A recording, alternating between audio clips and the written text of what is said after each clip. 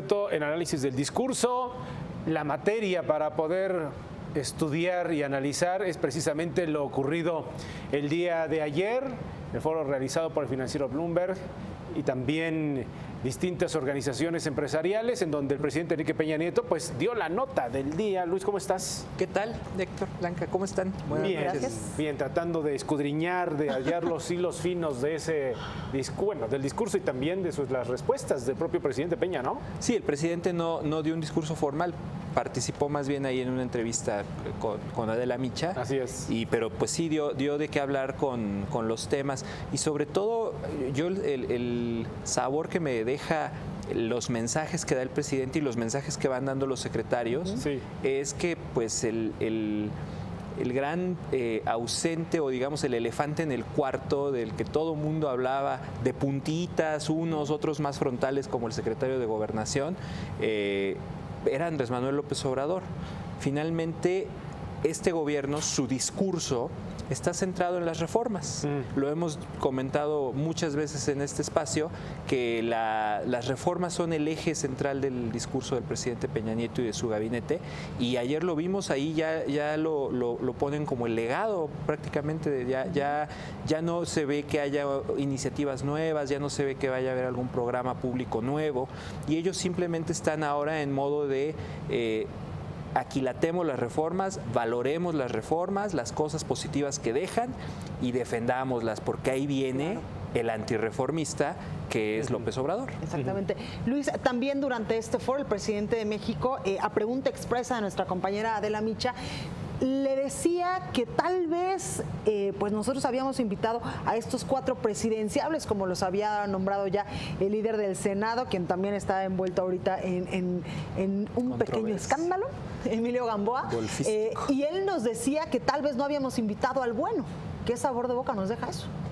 Pues sí, es parte del juego político ya rumbo al 18, esta liturgia, como le llama el presidente, a la forma en la que tiene el PRI de elegir a su candidato a la presidencia, que es pues mantener las cartas pegadas al pecho, que no se vean el mayor tiempo posible y al final de cuentas el presidente será el que elija. Él eludió por completo decir algo que suene a que está favoreciendo a uno de los secretarios que vimos ayer, pero al mismo tiempo creo que sí mandaba mensajes de qué es lo que no debe hacer México y que es tirar por la borda todos estos cambios institucionales. Me llama mucho la atención que la frase "establecimos nuevas reglas" se repetía, ¿no? Era parte del mensaje de los problemas nacionales y también los secretarios. Cambiaron las reglas, cambiaron las leyes, ¿no? Porque las reformas al final de cuentas son eso, son cambios en las leyes que el gobierno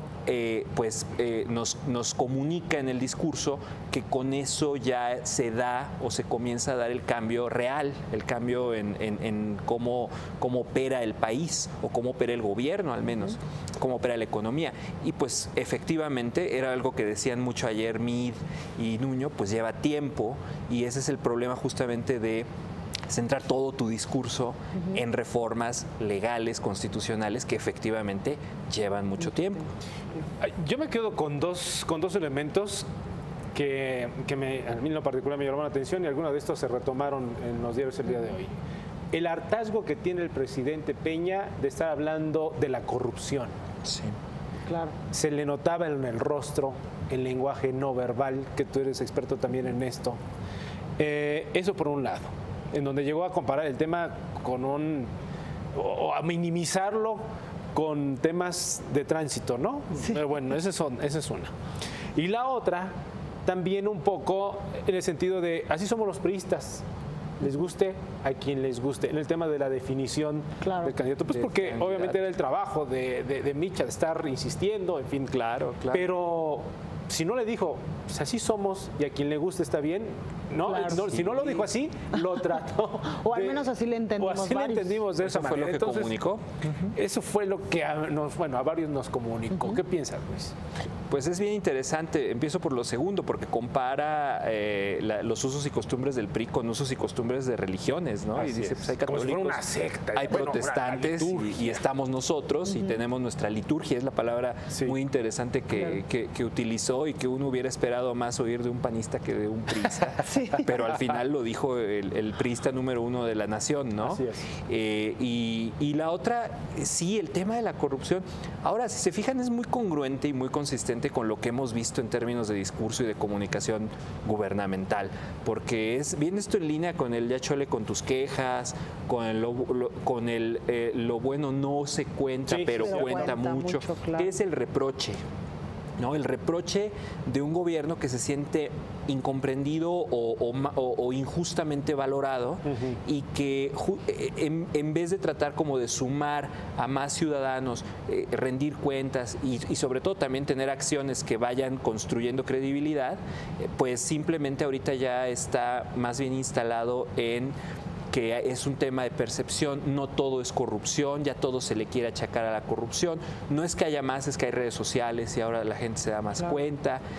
Y la respuesta institucional, de nuevo, es y cambiamos las leyes y miren cómo el Sistema Nacional Anticorrupción, que por cierto está detenido en el legislativo, Claro. pero se nos ofrece como esa salida al hartazgo. A mí lo que me parece, no sé ustedes, a mí lo que me parece muy interesante, viendo los discursos y viendo al presidente, es esta dificultad que van a tener para cerrar el sexenio en un ambiente en el que el cambio va a ser digamos, el ánimo que predomine en el electorado y en la sociedad. Y la única duda es si quieren cambio radical o si queremos cambio gradual. Sí. Pero en definitiva creo que el cambio es lo que la sociedad va a estar esperando del discurso político, y el discurso que oímos ayer es profundamente conservador. Es como de tengan cuidado, el presidente lo dijo, por querer cambiar. Más vale viejo por conocido que malo por conocido. Cosas que hoy parecen catastróficas. Después, cuando los países cambian, voltean hacia atrás y dicen, estábamos mejor cuando estábamos peor, ¿no? Digo, no lo dice así, pero ese es el mensaje que transmite. Y a mí lo que me deja eso es la dificultad que va a tener el candidato del PRI para explicar el sexenio al electorado y para decirle al electorado, mira, estas cosas son buenas y se hicieron bien y valóralas, y estas cosas pues estuvieron muy mal y van a tener que efectivamente cambiar. Claro. Algo va a tener que ofrecer de cambio incluso el candidato del PRI. Claro, muy bien. Exactamente. Luis Espino, Se nos terminó el gracias tiempo, por estar hombre. con nosotros. No, al contrario, gracias a ustedes. Gracias, Un gusto. Luis. Muchas gracias.